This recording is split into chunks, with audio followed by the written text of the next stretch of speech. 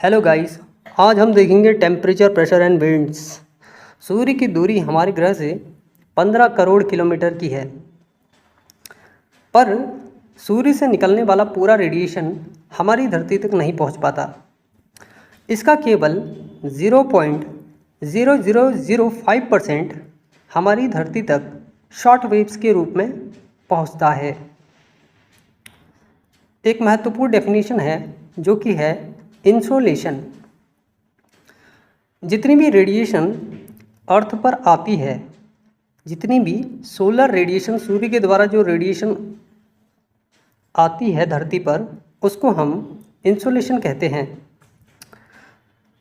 अर्थ का जो इंसोलेशन है वो 2 कैलोरी पर सेंटीमीटर स्क्वायर पर मिनट या 2 लैंगले है।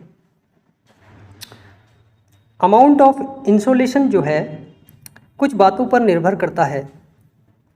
पहला है कि सूर्य का एंगल धरती के सापेक्ष कैसा है, और लेंथ ऑफ डेज क्या है, ट्रांसपेरेंसी ऑफ एटमॉस्फेयर क्या है। उसके बाद देख लेते हैं जो वार्मेस्ट प्लेस है। अलग अलग किताबों में अलग अलग लिखा है। जो महेश कुमार वर्णमाल वाली किताब है उसमें वार्मेस्ट प्लेस अल्जीजिया, ये लीबिया में है, 58 डिग्री सेंटीग्रेड इसका तापमान रहा है। और जो कोल्डेस्ट प्लेस है वो वोस्टेक है, अंटार्कटिका में है, -87.5 डिग्री सेंटीग्रेड। अभी ये याद करेंगे। चलिए बढ़ते हैं नेक्स्ट टॉपिक की ओर।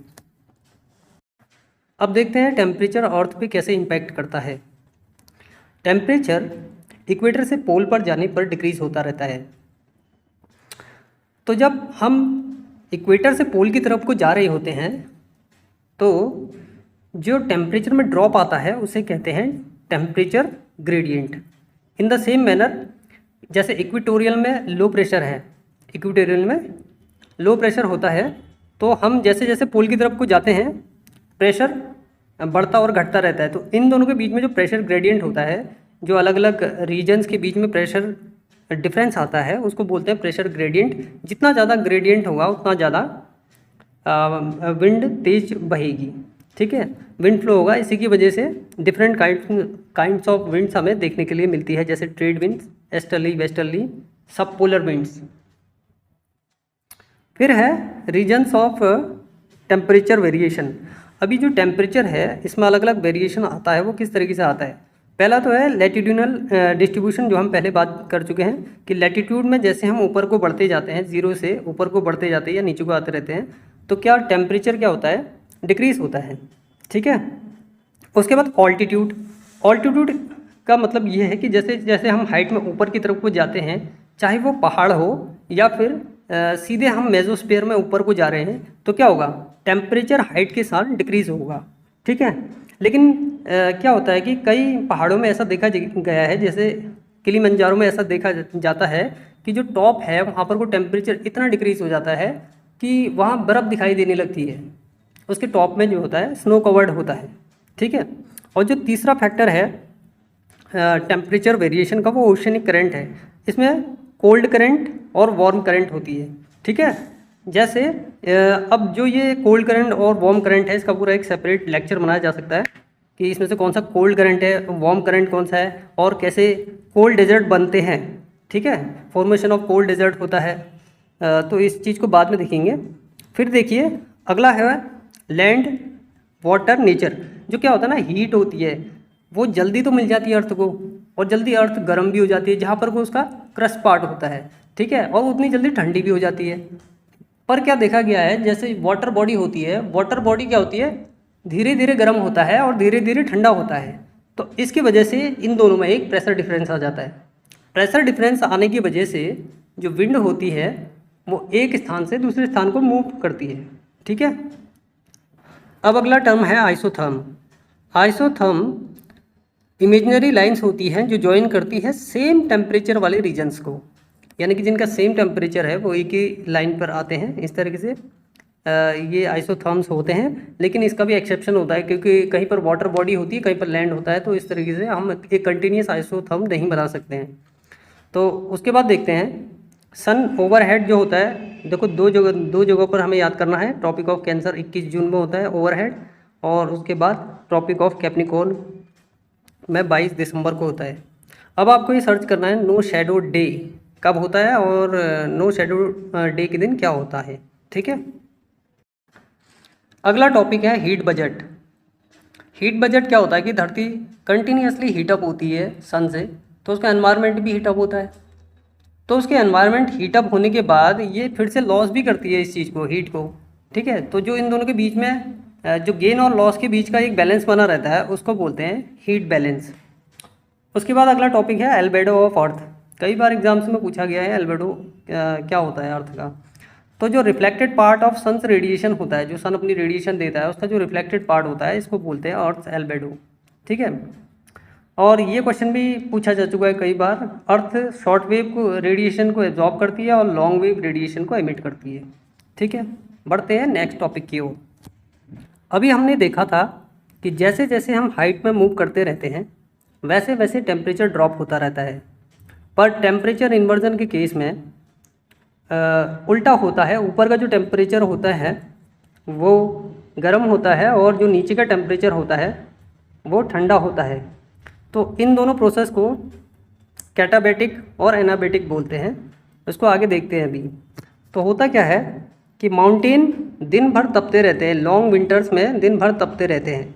लेकिन क्या होता है, दिन भर तपने में भी एक जो पीक है वो हाइट पर तप रहा है और जो फूट है वो बहुत नीचे तप रहा है। तो जो हाइट पे तप रहा है उसका टेम्परेचर कम होगा एज़ कम्पेयर टू फूट। तो उससे शाम के टाइम पर एक टेम्परेचर डिफरेंस आ जाता है। तो क्या होता है कि जो भारी हवा होती है माउंटेन के टॉप में वो नीचे आ जाती है और जो फूट की हल्की हवा होती है वो पीक की तरफ जाने लगती है। इसे कहते हैं टेम्परेचर इन्वर्जन। जो हवा ठंडी होती है और नीचे की तरफ सबसाइड करती है उसे कैटाबैटिक विंड कहते हैं, और जो हवा ऊपर की ओर उठती है उसे एनाबैटिक विंड्स कहते हैं।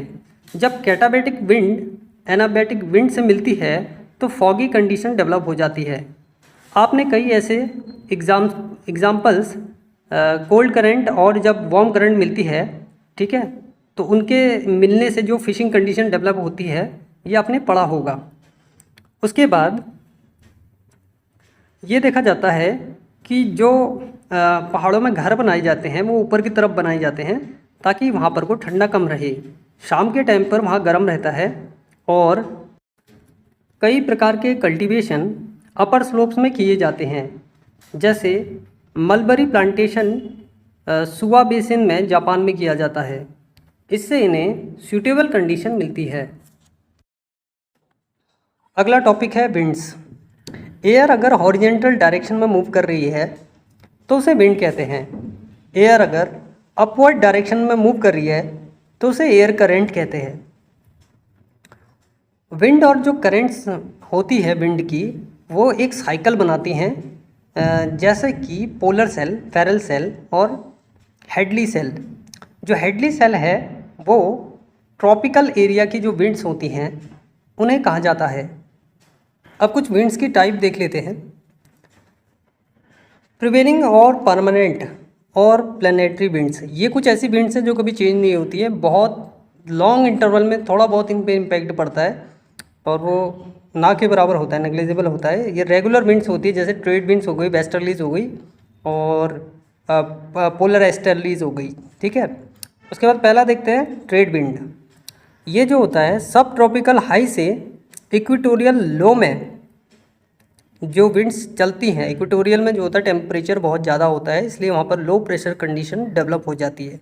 तो सब ट्रॉपिकल जो एरिया है वो हाई प्रेशर वाला एरिया है, वहाँ से इक्वेटोरियल लो की तरफ को विंड बहना शुरू होती है। उसके बाद ये ICZ पर मिलती है, ठीक है, जो बीच के इक्वेटर में जहाँ पर ये मिलती है उसको ICZ बोलते हैं। उसके बाद जहाँ पर ये मिलती हैं वहाँ पर कॉन्वेक्शनल रेनफॉल करती है। ठीक है, ओशन के ईस्टर्न मार्जिन पर इनमें नमी बहुत कम होती है और ओशन के वेस्टर्न मार्जिन पर इनमें मॉइस्चर बहुत ज़्यादा होती है। जो जोन ऑफ ट्रेड विंड्स होता है, जहाँ ट्रेड विंड्स पाई जाती हैं, उसको हेडली सेल कहा जाता है। ठीक है, हेडली ने इन्हें डिस्कवर करा था, इसलिए इनका नाम हेडली सेल रखा गया है। जब पोलर विंड और ट्रेड विंड आपस में मिलती हैं उसके बाद टेम्परेट साइक्लोन्स डेवलप होते हैं। ठीक है। वेस्टर्लीज सब पोलर हाई से सब पोलर लो की तरफ जाती है और ये 40 से 50 डिग्री लैटिट्यूड पर पाई जाती हैं।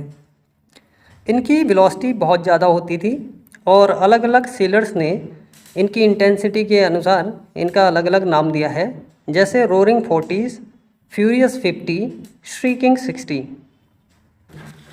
अगला टॉपिक है seasonal winds.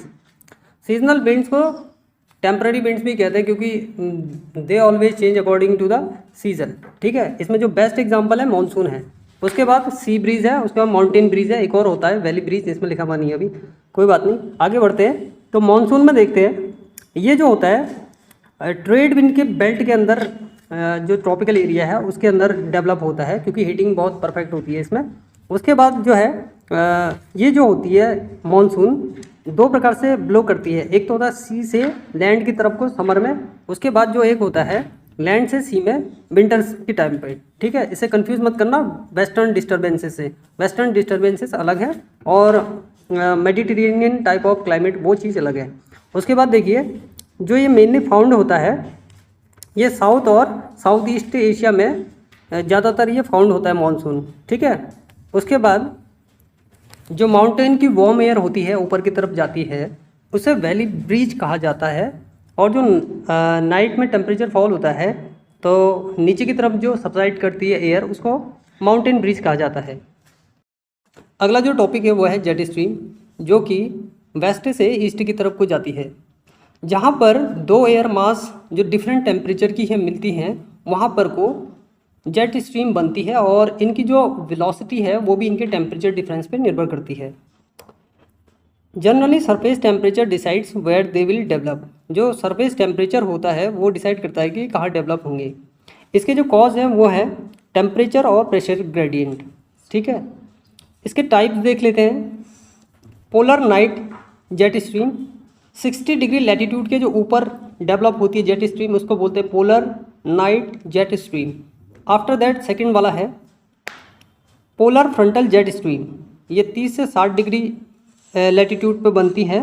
They are also known as Rossby waves. तीसरा है subtropical westerly jet stream brings western disturbances in India. तो जो जाड़ों में बारिश इंडिया में होती है वो इसी वजह से होती है। इसको याद कर सकते हैं आप, सब ट्रॉपिकल वेस्टर्ली लिखे तो वेस्टर्न डिस्टर्बेंसेस से याद आप इसको कर सकते हैं। सब tropical westerly jet stream brings western disturbances. ठीक है। उसके बाद है ट्रॉपिकल एस्टर्ली जेट स्ट्रीम। जो ट्रॉपिकल एस्टर्ली जेट स्ट्रीम होती है ये मॉनसून को लाता है इंडिया में। ठीक है। और मॉनसून वाले चैप्टर को हम अलग लेक्चर में देखेंगे। अब एक नज़र डालते हैं लोकल विंड्स के चार्ट पर। इन चार्ट्स को आप लिखकर आसानी से याद कर सकते हैं। इनमें से कई एग्ज़ाम्स में पूछे जा चुके हैं और इसमें ये याद रखना आपको कि कौन सी जो लोकल विंड है गर्म है और कौन सी लोकल विंड ठंडी है।